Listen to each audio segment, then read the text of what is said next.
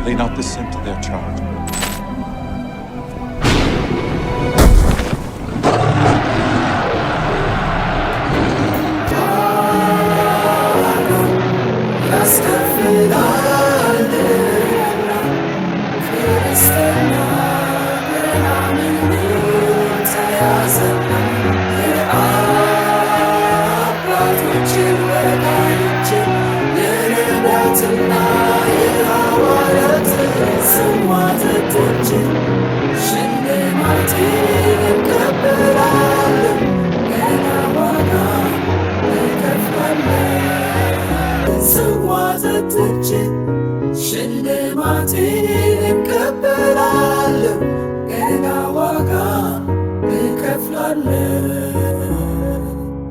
እንግዲህ በእምነት ከጸደቅን በእግዚአብሔርም ዘንድ በጌታችን በኢየሱስ ክርስቶስም ሰላምን እንያዝ። በእርሱም ደግሞ ወደ ቆምንበት ወደዚህ ጸጋ በእምነት መግባትን አግኝተናል። በእግዚአብሔርም በክብር ተስፋ እንመካለን። ይህም ብቻ አይደለም፣ ነገር ግን መከራ ትዕግስትን እንዲያደርግ፣ ትዕግስትም ፈተና፣ ፈተናም ተስፋን እንዲያደርግ እያወቅን በመከራችን ደግሞ እንመካለን። ሮሜ ምዕራፍ 5 ከቁጥር 1 እስከ 4። እርሱ በመከራችን ሁሉ ያጽናናናል። ስለዚህ እኛ ራሳችንን በእግዚአብሔር በምናጽናናበት መጽናናት በመከራ ሁሉ ያሉትን ማጽናናት እንችላለን። ሁለተኛ ቆሮንቶስ ምዕራፍ 1 ቁጥር 4። የዛሬ ዝግጅታችንን አጠናቀን ወደ እናንተ መጥተናል። ያጠናቀርነውን ዝግጅታችንን ትከታተሉ ዘንድ ስንጋብዛችሁ በብዙ እንደምታተርፉበት በመተማመን ነው። አብራችሁን ቆዩ። መልካም ቆይታ።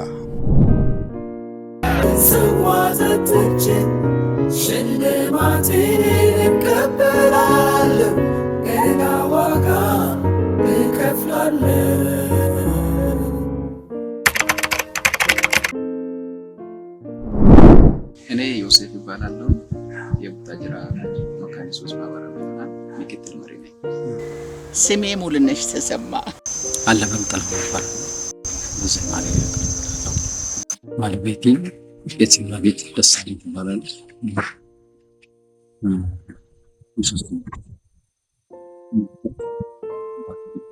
አዳነች ግርማ እባላለሁ። የሴቶች መሪ ነኝ። እኔ ወደ ጌታ የመጣሁት እኔ ከምባታ የሚባልበት አካባቢ ነው የተወለድኩት። በታቀው ባታቀው ወሳና ማለት ነው፣ ገጠሩ ላይ ገበሬ ማህበሩ ላይ እና በተወለድኩ በ9 ዓመቴ አዲስ አበባ ይዞኝ ገብቷል አባቴ። በ18 ዓመቴ ደግሞ ጌታ ኢየሱስ መንገዱንና መስመሩን አቀናጅቶልኝ ውዱ ባለቤቴ አግኝቶኝ ተጋብተን ወደ ቡታጅራ መጣሁ። እኔ ወደ ቡታጅራ ስመጣ አዛብ ነኝ፣ ኦርቶዶክስ ነኝ አልነበርኩም አምላኪ። አቶ ኪዳሞ የሚባሉ አገልጋይ ከአዲስ አበባ መጥተው ቃለ ሕይወት ቸርች ላይ አጋጣሚ ፕሮግራም አገልግሎት እየሰጡ እያሉ አብሬው ከባለቤቴ ጋር፣ ባለቤቴ ፍቅርና ውድ የሆነ ሰው ነው፣ ስለዚህ አላመነችም ብሎ አልተወኝም። ይዞኝ ሄደ እሱ ወደ ቸርች። የዛን ዕለት እስቲ ጌታን እንደግል አዳኛችሁ አድርጋችሁ የምትቀበሉ ሲባል ድሮ ወጣት ሆኜ ልጅም ሆኜ ዮሐንስ ይርጌቾ የሚባል በወንጌል አገልግሎት ጅማን አገር ለአገር የዞረና አዲስ አበባ ያረፈ የሞተ ወንድሜ ነው። እሱ ይወስደን ነበር ፒያሳ ሜኖ መጽሐፍት ቤት አካባቢ ያለው ቸርች ላይ ከአባቴ ደብቆ እና ረሃቡ ነበረኝ ውስጤ ላይ። ይባስ መዘምራን ቆመው እየዘመሩ ገብቼ አይቼ እኔ በዘመርኩ እንደነዚህ ልጆች አልኩኝ። ምኞቱ በእኔ ያልሆነም እንጂ በልጆቼ ተሳክቷል። እና ባለቤቴ አምጥቶኝ እዚህ ነው እኔ ጌታን የተቀበልኩት። በእንደዚህ አይነት መልኩ በአቶ ኬዳሞ አስነስተው ጌታን እንታገኝ አደረጉኝ። በዛ ምክንያት ነው ጌታን የተቀበልኩት። እግዚአብሔር ይመስገን ቤተሰቦቼ ክርስቲያን ናቸው። ከልጅነት ጀምሬ በጌታ ቤት ነው ያደግኩት። በዛ ነው ወደ ጌታ የመጣሁት። ማዳኑን አይችልም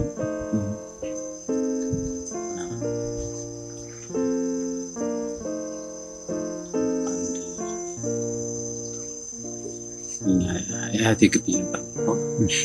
እዛ ስኖር የታመመ ልጅ ነበር። የታመመ ልጅ ምን ምክንያት ነው? ጉልት ላይ እንጀራ ይሸጣል። እንጀራ ሲሸጥ የሸጠበትን ገንዘብ ዱርዬዎች ሲወስዱበት በድንጋጤ መንፈስ ገባበት። ከዛም በኋላ እየጮኸ ሲሮጥ ሰዎች ይዘው ወደ ቤት ያመጡታል። ከእህትየው ጋር ነበር እዛ መጥቶ እዛ በቃ የሚድንበት ቦታ ምናምን አለ። ከዛ ቤተክርስቲያን ኦርቶዶክስ ቤተክርስቲያን ሰጡት። አራት ነው እንጂ በጣም ትንሽ ልጅ ነው፣ ግን ከኃይሉ የተነሳ ለአራት ነው የተሸከመው። እኛም ተከተልን ሄድን። እዛው ቤተክርስቲያን ላይ ያው ጥምቀት የሚባል ነገር አለ።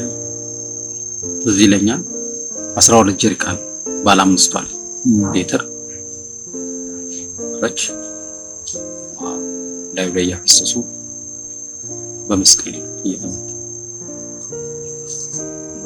ደረቱን እስኪ ቆስል ድረስ እዛ በመስቀል ሲመቱት ወደ አይምሮ ይመለሳል። ማን ሲሉት እኔ መላኩ ነኝ ይላል። ምን አሉ? ይሄ ባደረ አፍ ነው ይወጣው። በጧት ይዛችሁ በጧት ይጸልይለታል ተባለ። ልዩ ያው አልተሻለውም። ያው በጧት እሺ ብለው ሊወስዱት መንገድ ሲጀምሩ ትየሙሉ ይሄ ልጅ ይድናል፣ ይጸልይለት፣ ምንም ነገር አያስፈልግም፣ ውሃም አያስፈልግም፣ ምንም ግን ይጸልይለት ይድናል። ከዛ የፈለጋችሁበት ቦታ ወሰዱልኝ፣ ብቻ ወንድሜ ይድናል ልጅ ትየው እዛ ይዘው ተሸክመው ሄዱ። ቄስ ተመስገን የሚባሉ ቄስ ከሆሳና የመጡ እሳቸው ቤት ነበረ ጸሎት ሄደው እዛ ተሸክመው ይዘው ሲሄዱ እኛ ተከትለን ሄድን። እዛን ሰዓት እንዲህ ወለል ላይ እንደዚህ ተዘረረ፣ ይጮሃል። ከዛም በኋላ ምንም ያደረጉት ነገር የለም። መጸለይ ነው የጀመሩት። እየዘመሩ መጸለይ ጀመሩ። እዛ ጋሽ ታደለ ተጠርተው ከቤታቸው መጡ። ቾምቤ ነበር። የእግዚአብሔር ክንድ ወይ ተነስ እያሉ ይዘምራሉ። ከዛም በኋላ ቃል አነበቡ፣ ሰበኩ። ብዙ ያላመነ ሰው ነበር። ወዲያው ልጁ ተጸልዮለት በቃ ባንክ ወጣ ማለት ወጣ ወጣ። ከዛ በጣም ተገረምኩ። 12 ጀሪካን ውሃ ያላወጣው እግዚአብሔርን በማመስገን ብቻ አጋንንት ወጣ። ተሸክመው ነበር የወሰዱት። በእግሩ ወደ ቤቱ ተመለሰ። ከዛም በኋላ በቃ ጥያቄ ውስጥ ገባና ቤተክርስቲያን ይሄዳል። ኦርቶዶክስ ቤተክርስቲያን እና ማታ ይሄዳል። ባይገባኝ ከታተላሉ። ከዛም በኋላ ግን እንዴት ነው ብዬ ጥያቄ ውስጥ ያለው የቀን ስራ ሰራለሁ።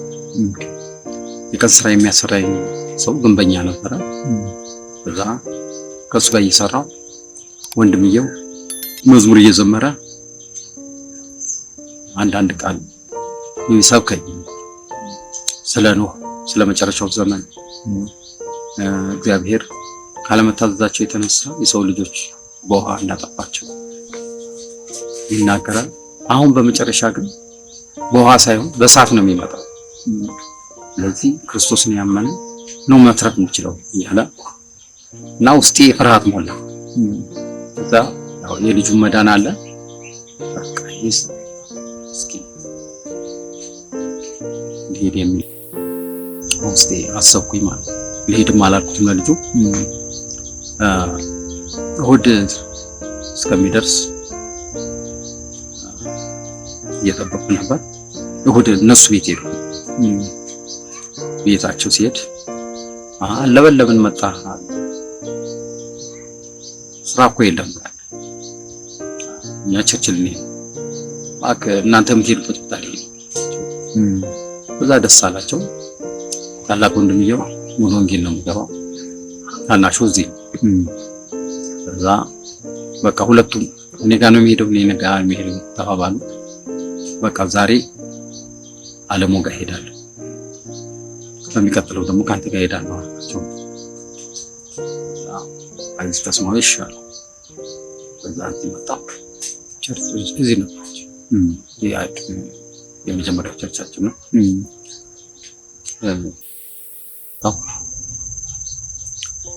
እዚህ ተቃፈልኩኝ ፕሮግራሙ በቃ ጌታን ያገኘሁት እዚህ እኔ ጌታን ያገኘሁት አሰለፈች አትሪስ የምትባል ነበር። 5ኛ ክፍል አንድ ላይ እንማር ነበር። አንዱም ታደለች የምትባል አለች። አሁን እዚህ እንትናት የቃለ ሕይወት ሄዳለች። እዚህ ወደ 130 ወደ ወሊንሾ አካባቢ እሷ ጨው ትሸጣለች። አሰለፈች የአትሪስ ልጅ እዚህ ቤታቸው ቡና ቤት ነው፣ ስኳር ምናምን አለ። አንድ ላይ ስንቀምን ስንል መጨረሻ ላይ እሷ ጓደኛዋ ታደለች ጨው ነጋዴ ነች፣ ወሰደች። ስንሄድ በዛ ቤት እየጸለዩ የጌታን ተቀበልና ታውቃችሁ ነው አትጾሙ ምን አትሉ እያልኩኝ እኔ እንትን እቃወማቸው ነበር ማለት ነው። ወሰደችኝ፣ ጸለየችልኝ። ከዛ መጨረሻ ላይ ጂጆ መሰረተ ክርስቶስ ፕሮግራም አለ ኮንፈረንስ አለ ምናምን ሲሉ ለቀው ይሄዱ ነበር። ያ አዲስ ክርስቲያን ዛሬ ግን ይዘህ ሄደህ ጥሩ ምሳሌ ሆነ መልካም ሆነ እንትን ሆነ ነው ለሰዎች እንትን የምትገልጽላቸው ክርስትና።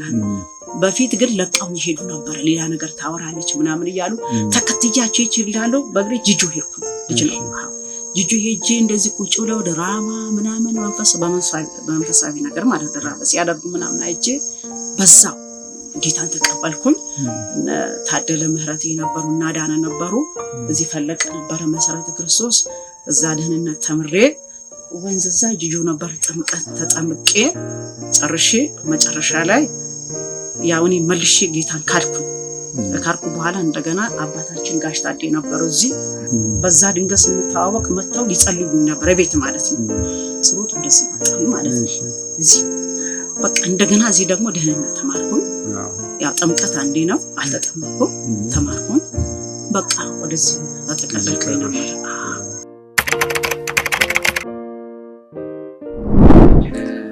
አገልግሎት የጀመርኩት በጣም የሚገርም ነው።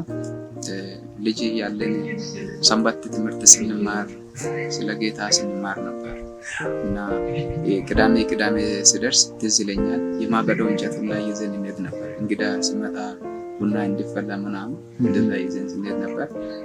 በጣም ጌታን ለማገልገል ጉጉት ነበር እና ጌታም ደግሞ ታገለግለኛለህ ብዙ ጊዜ ሲናገር ነበር።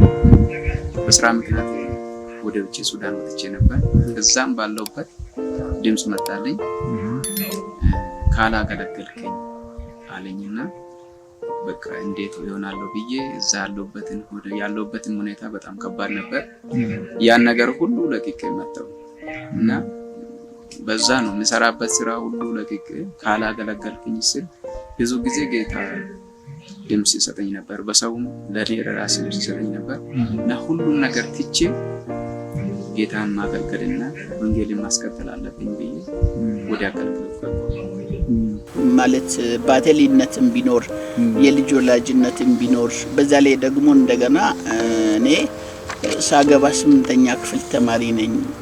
የምወደው ባለቤቴ ነው ያስተማረኝ የነበረው። ከ8 እስከ 12 እማራለሁ። እየወለድኩ እየተማርኩ ነው ኑሮን እያሸነፍኩ የኖርኩት እግዚአብሔር እየረዳኝ። ወደ አገልግሎት ስመጣ ቢታይ ብዙ ሰው የለም እንግዲህ። ስለዚህ የግድ ያለነው ነን የተመረጥነው። እኔ በመሪነት ተመረጥኩኝ።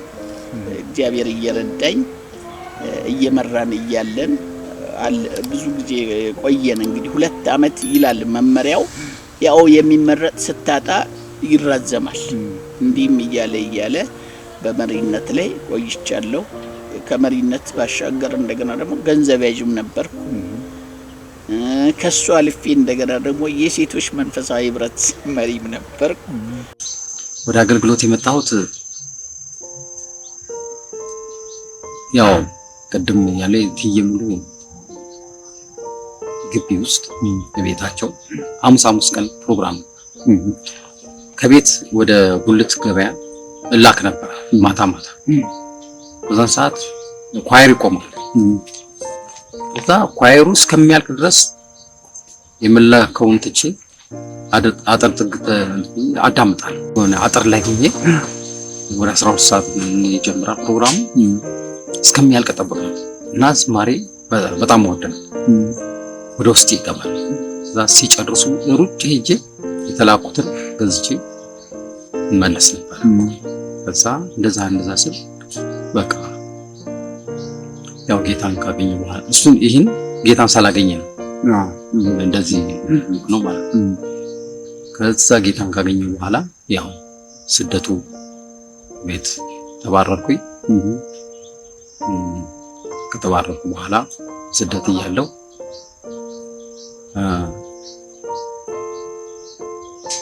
ስደት ላይ እያለው ውስጤ ያው ዝማሬ ያለ ዝም እየጻፋለሁ። መጻፍም አልችልም፣ ግን ዝም በሚገባኝ አለው። አልተማርኩም የዛን ጊዜ። ከዛ በኋላ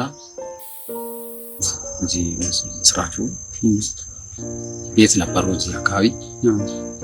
እዛ በቃ የእሱ ወንድም ነበር። በቃ ከኔ ጋር ትሆናለህ ምናምን ብሎ ከእሱ ጋር ስኖር ስራ እየሰራ ትንሽ ግታር ክራር ነበረች እኔ ራሴ የሰራው ዝም ብዬ ሞክር ነበር። ከዛም በኋላ እሱ ምን ብሎ ይላል ምንድነው ወደፊት። በነገራችን ላይ የዛን ጊዜ መታደስ ትምህርት ያስተማረኝ ነው። እሱ ወንጌላዊ ያስተማረኝ እሱ ነው ያስተማረኝ። ከዛ አብረን እየተኛው ያለ እስኪ በምን አገልግሎት ታገልግል ትፈልጋለህ ንገረኝ። ከዛ ዝማሬ ቢሆን ደስ ይለኛል። ከዛም በኋላ የዝማሬውን ጊዜ እስከሚደርስ ያው የረሳሁት ነገር አለ። ወዲያው ጌታን እንደተቀበልኩኝ እዚህ ጋር ክንታሩት ነበር። እዚህ እጄ ላይ ማለት ክንታሩት ነበር። ወዲያው ከዚህ ስወጣ ነው ያጣሁት ክንታሩቱን አጣሁት። ምንድን ነው የት ሄደ? ትናንት እኮ ነበር በጣም እንደዚህ በቃ እንትን ብሎ ነበር። ትናንት ነበር እንዴት አጣሁት ብዬ ተገረምኩ። ጌታ ይናርክልኝ። ከዛ ያው እሱ ጋር ያለ መስከረም ሙሉውን አመት እንደዚህ ከፍሎ ያመኝ ነበር። ሁልጊዜ ወቅት እየጠበቀ በአመት እዛ ያው ሰሜን አካባቢ ተወለድኩት። እናቴ እዚህ ጋር እንትና ጠባሳ ሲነሳብኝ እንደዚህ በምላጭ ትለው ነበር። ስትነካው ጥቁር ደም ይፈሳል። ከዛ እዚህ በቃ አሁን ማንን ነው እንዲህ የሚያደርግልኝ ብዬ ጨነቅኩ። እንዴ ፀሐይ ለመሞቅ ውጪ እወጣለሁ። 2 ሰዓት ሲሆን ነው የሚጀምር። እስከ 6 ሰዓት አካባቢ ምንም ታውቀዋለህ። እስከ 6 ሰዓት አካባቢ በቃ አይኔንም አልከፍትም። በጣም ነው የሚያም በቃ ራስ ምታት አይደለም። ከዛ በቃ አሁን ሊነሳብኝ መስከረም 1 ነው የሚጀምረው። መስከረም 1 ነው የሚጀምረው።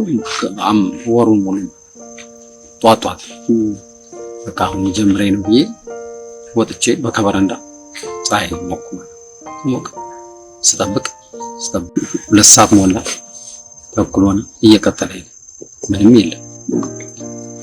በጣም ደስ አለኝ። እንግዲህ የተደረገልኝ ነገር ከዛ ቀን ጀምሮ ነፃ ወጣሁ። እንደዛ ያለው ወደ ዝማሬ የገባሁበት ምክንያት ያችን ጌታ ክራር አይቷል። ከዛ ምን ብሎ ለአገልግሎት የሚጻፍ ነገር አለ ፎርማል። ከዛ እኔ ሳላቅ እሱ በዝማሬ እና በክራር አገለግላለሁ ብሏል ብሎ ጻፈና አስገባ። ዛማላ እንደዚህ እያስገብቻለሁ እንዴ ፈራሁ።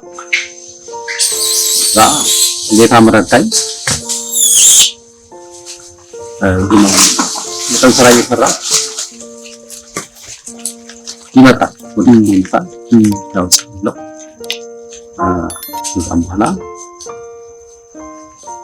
ወደ አገልግሎት ገባሁ። ያችን ክራር ቀየርኩና ሌላ ክራር ገዛሁ። ገበያ ላይ በ30 ብር ክራር ገዛሁ። እሷን ያልኩ እያጀብኩ ቀጠልኩኝ። እንደዚህ ነው ቤተክርስቲያን ሴቶች ያው ምርጫ ሲካሄድ እኔን መረጡ።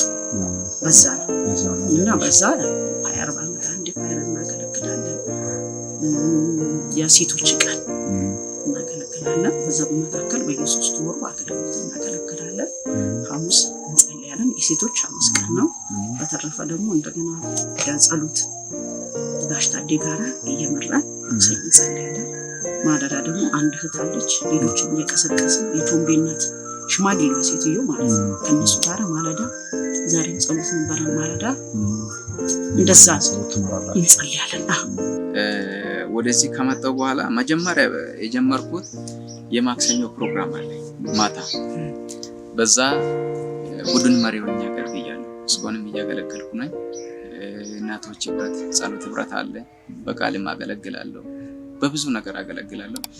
በመቀጠልም እግዚአብሔር ረድቶኝ አሁን የማህበሩ ምክትል መሪ ሆኜ ተሾምኩ። ከቤተሰብ የገጠመኝ ነገር የለም። አባቴ ይል ነበር ታሞ እዚህ መጥቶ አንድ ወቅት ላይ 1980ዎቹ አካባቢ ነው ያረፈውም። በዛን ሰዓት ታሞ እዚህ እንዲመጣ ተደርጎ መጥቷል። በእናንተ ቤት ቢላዋ መክተፊያም የተሰራ ነገር አልበላ ቤታችን መጥቶ ስለዚህ ምን ይሰራል አንተ የምትፈልገው ነገር ምንድነው አልኩ። ዱባ ቀቀሉልኝ በማሰሩ አለ። አስብ እንግዲህ ድስትም እንደይነካ ማማሲያም እንደይነካ ነው ያን ያህል ማክረር። ከዛ ይሻልና ዱባ በወቅቱ ይሄ አካባቢ በቃ ሳንቲም ሰጥተው አያበቅልም እንጂ የተባረከ ምድር ነው። ሁሉ ነገር አለ። ዱባ አምጥተን ቀቀልንለት። ቆንጆ ዱባ ነው አለ። በላ ያና ቅዳሜውን ግን ያው የትኛውንም የተሰራ ነገር ስለሚበላ በላ። አባቴ ነው ያወግዘን የነበረው። እሱም ራሱ እንዴት እንደሚያወግዘን እኛ የሚገርመን ነው። ከዘር ማንዘሩ መካከል ፕሮቴስታንት ያልሆነ እሱ ብቻ ነው። ለምን እንደዛ እንደሚያወግዘን አዲስም ለምን እንደሚሆንበት በልጆቹ ላይ ሲገባ ይባስ እሱ እንትን አለ።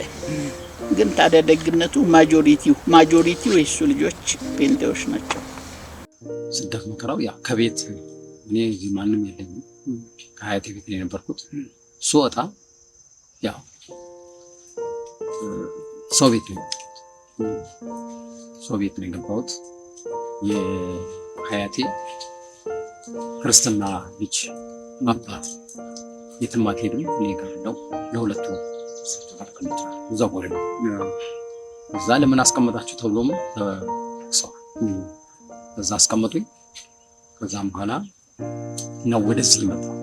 አሁን ወደ ወንጌላዊው እና ብሎኝ ተጠኝ ሸምሱ ይባላል ስልጤ ያለው አሁን እዛ ያው ከቤት መባረሩ በዛ ረሃብ ማታለ በአንድ ልብስ ያገለግሉበት አንድ ልብስ እዚህ ወንዝ ላይ አጥቤው አድርቄው ማት ደርቆ ለኳይር ስመጣ ለብሼ ነበር። በባዶ እግሬ ነው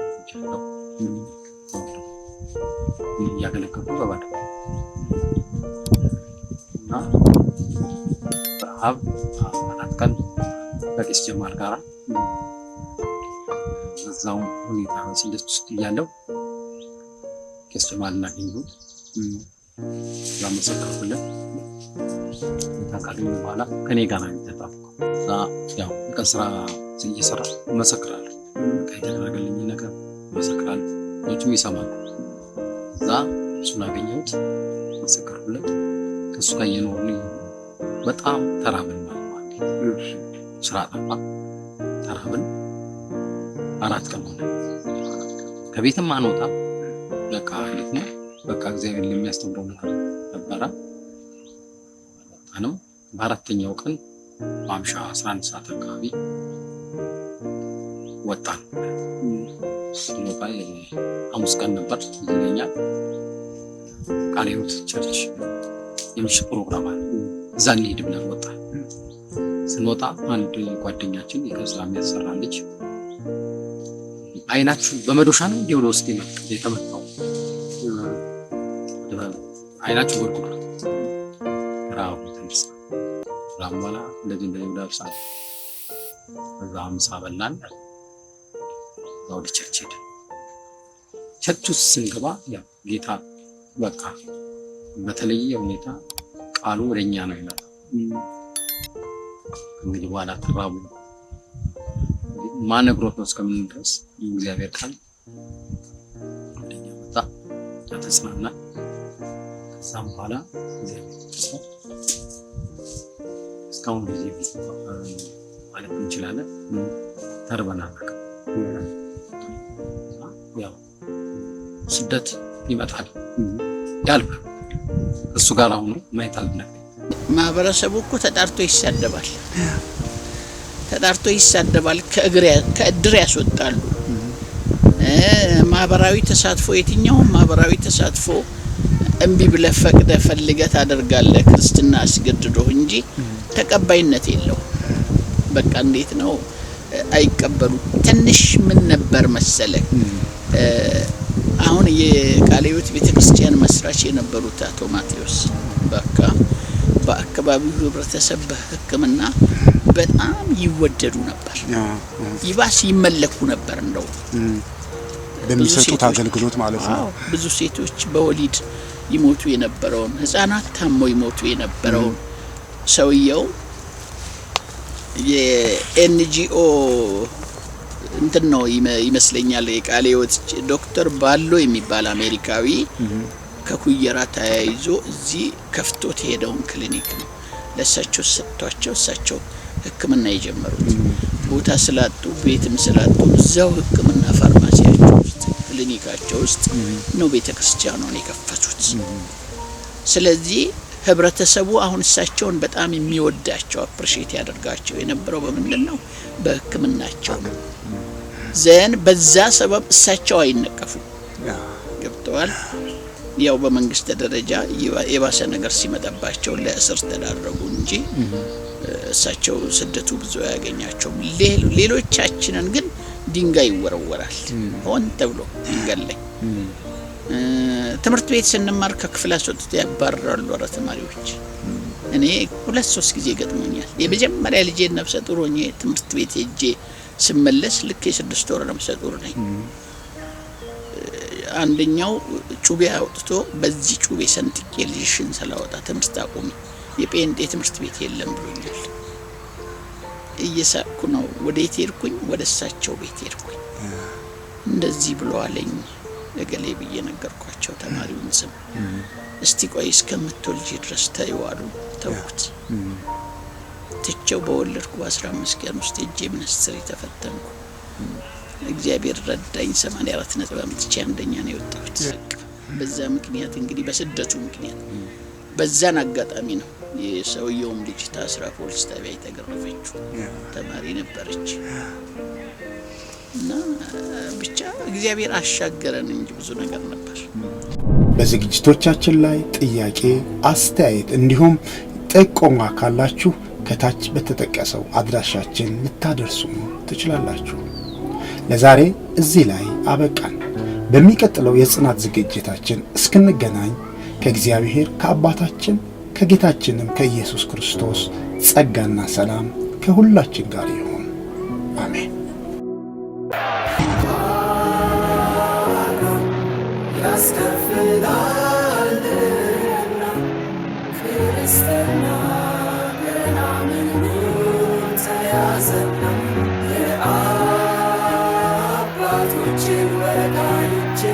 የነቢያትና የሐዋርያት ስሟ ተጠች